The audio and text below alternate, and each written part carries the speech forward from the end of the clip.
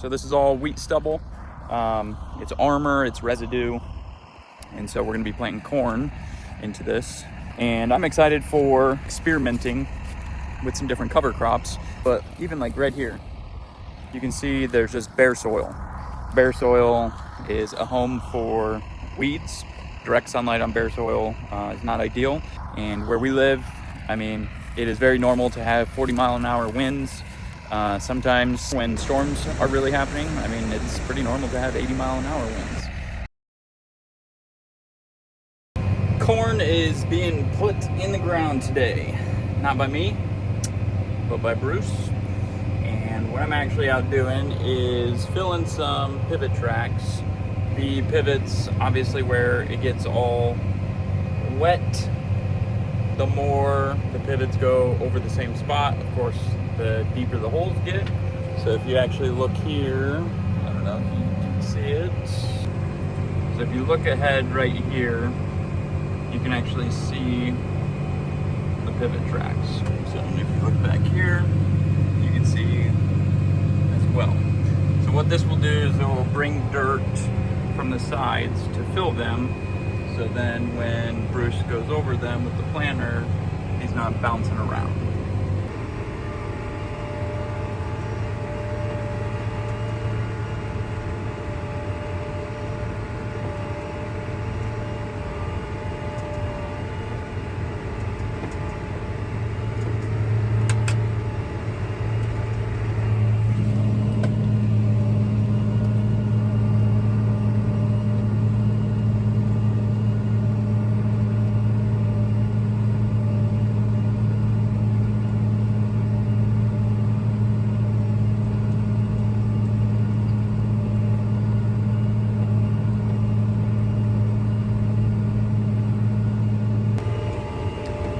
So what I'm doing is filling in the track and then running over it to pack it in.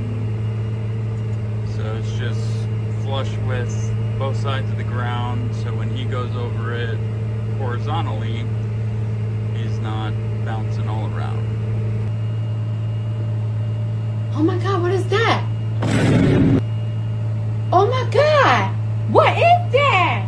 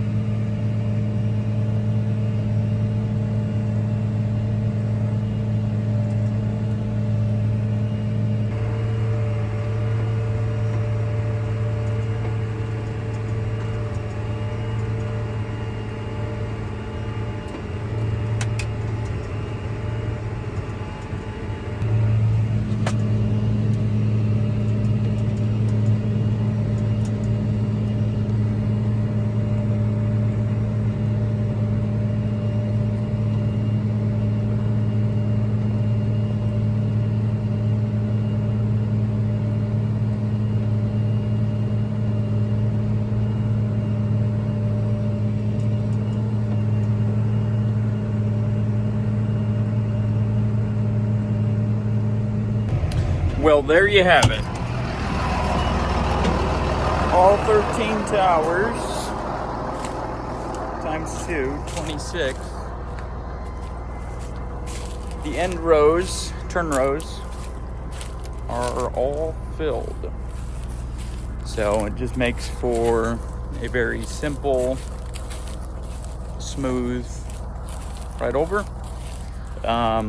These ones aren't too bad right here. So I had quite a few that weren't too bad, but closer to the center point, which is right there where the pivot kind of swivels off of, those were real deep. And so what they are is they're just massive ruts because of course, it being so wet.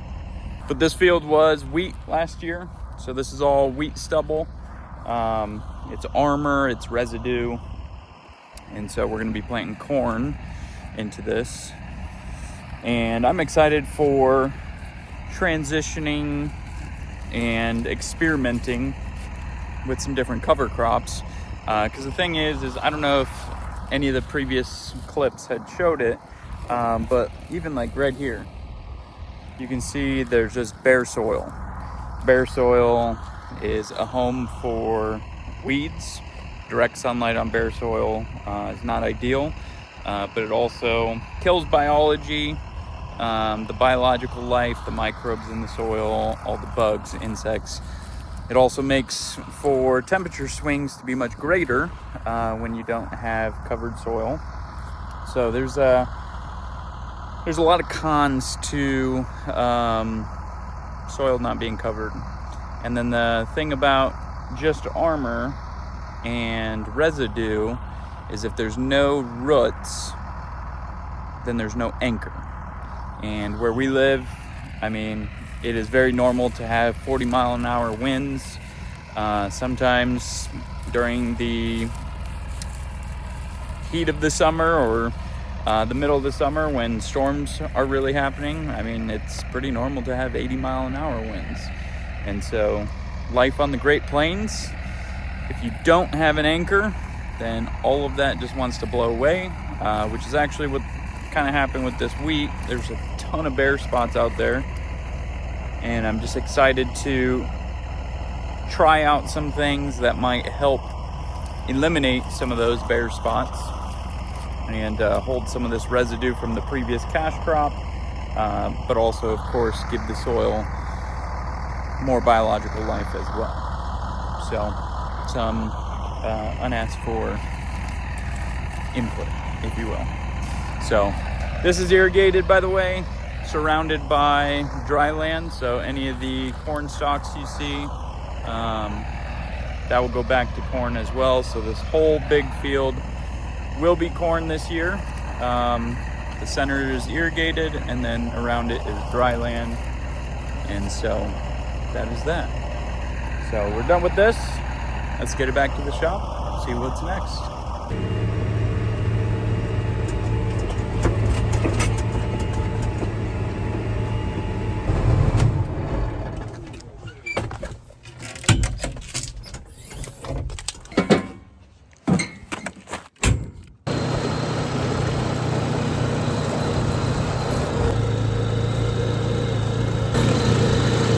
We are here to check goats. Hopping over the electric fence. Mr. Yeti boy, always excited to see me. Looks like they ate some hay today. Turn off the fence. Hey, buddy. Hey.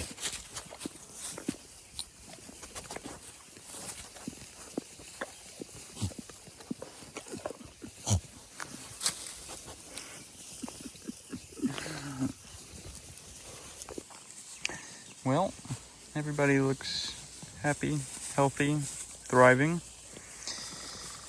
When they tend to get bored of their current forage, then they start entertaining the hay, as she's probably doing right now.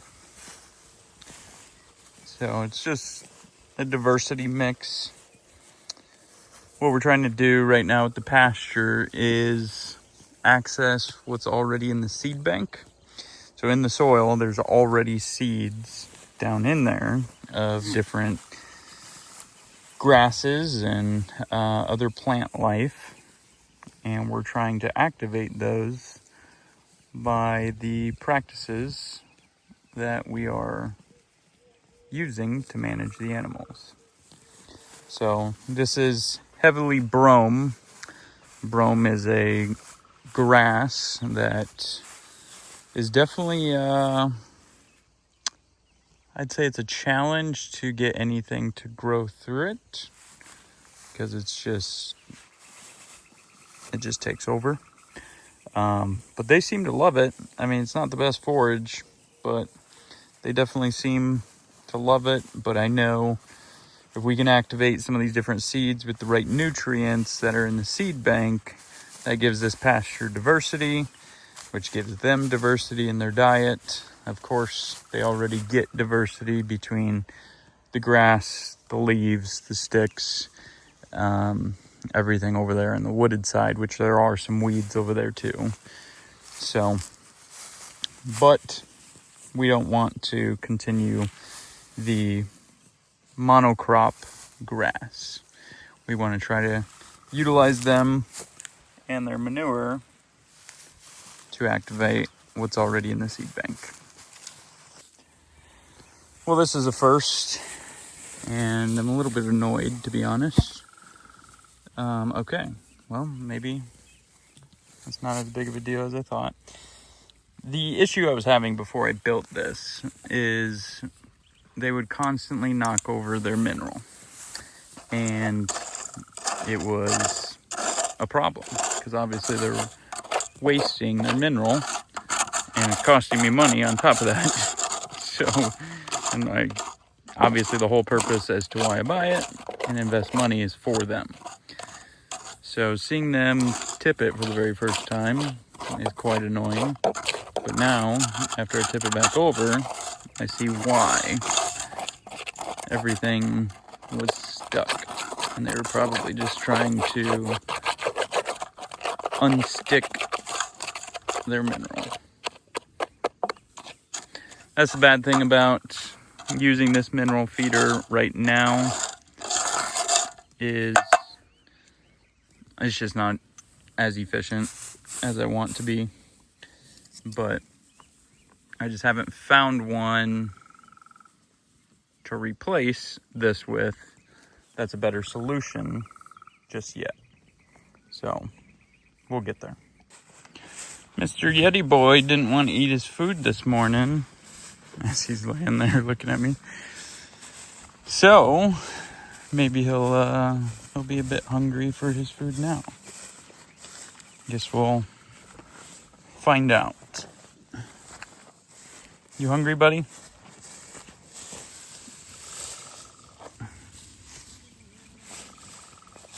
Eat your food. Yep. No waiting.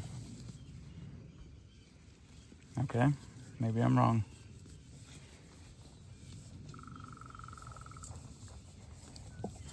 Good boy, buddy. Yeah, usually doesn't entertain his food this quick.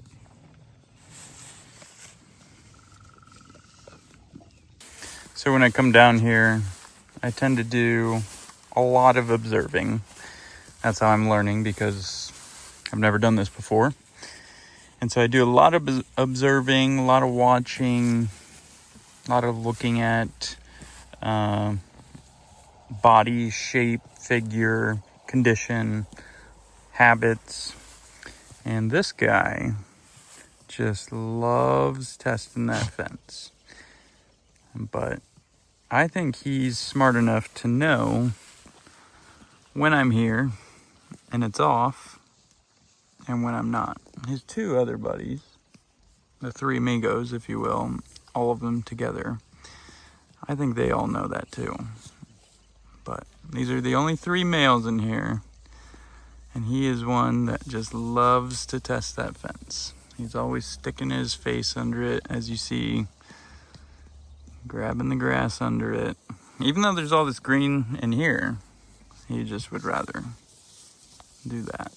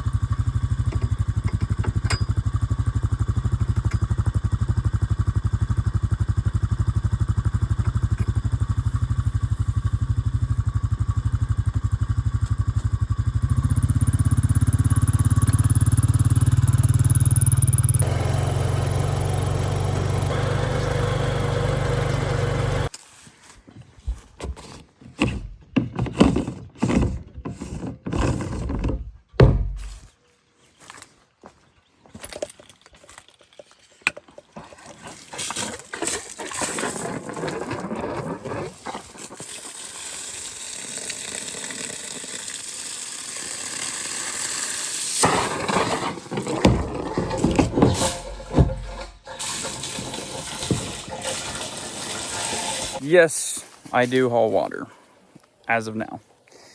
Eventually, I'd like to run pipe through the pasture, bury it. But this is a 10-acre pasture, and based on the plans that I have and how big I want to grow, that's going to be like a couple days worth eventually. So right now we're making it work with the water trailer here.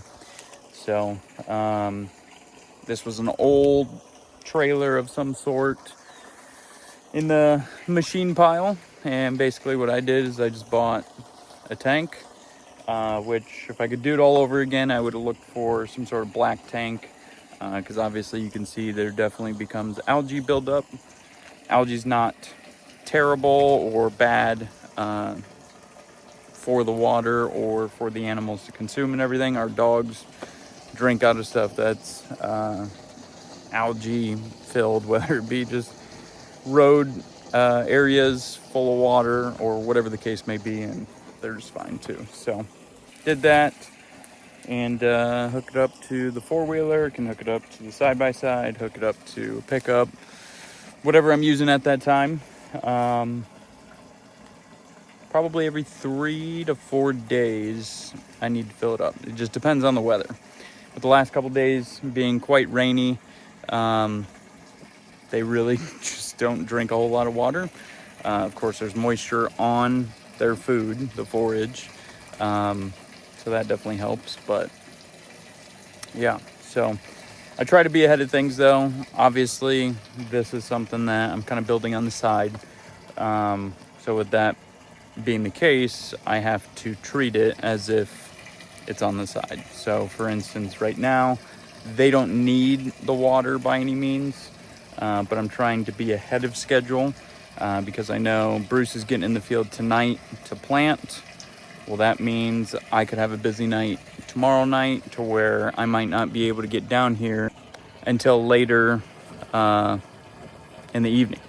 And I don't want to be driving a four-wheeler if I'm already in a different vehicle or whatever the case may be. I just don't want to inconvenience myself. So I try to be efficient and try to be strategic with everything I do. And that's my thought process. So I'm not sure if it's right. If there's a better way, feel free to let me know. I'm definitely open to ideas, thoughts, opinions, perspectives. I don't claim to know it all. So I'm a new farmer, rookie farmer. This is year 3. So I've got a long ways to go, a lot to learn. I've learned a lot. But I just know there's a lot more to come. So what's in the background? This is actually Kenny's corrals. So Kenny partners with a neighbor on cattle. And so he's been in the cattle business for years. So he runs more of a feedlot style system and puts them on pasture through the summer. That works for him. That's the way he wants to do things. So that's what he does. So I do things a little bit differently. I just believe that ruminants shouldn't be fed grain or anything other than green material.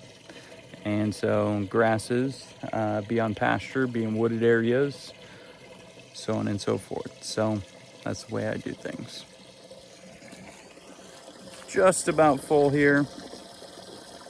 And amazingly enough, just another thought, this does not freeze. We've had freezing temperatures the last couple days, overnight, no problems.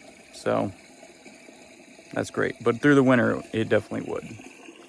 Okay, let's get back to the animals.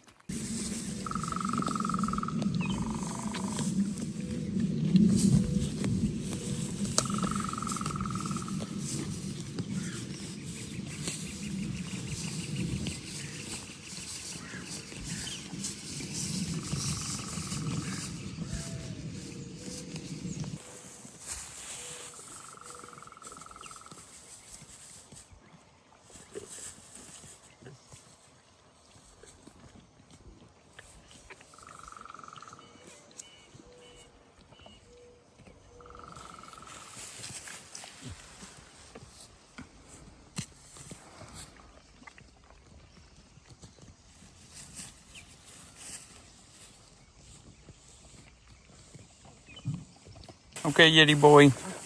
I'm gonna head out, buddy.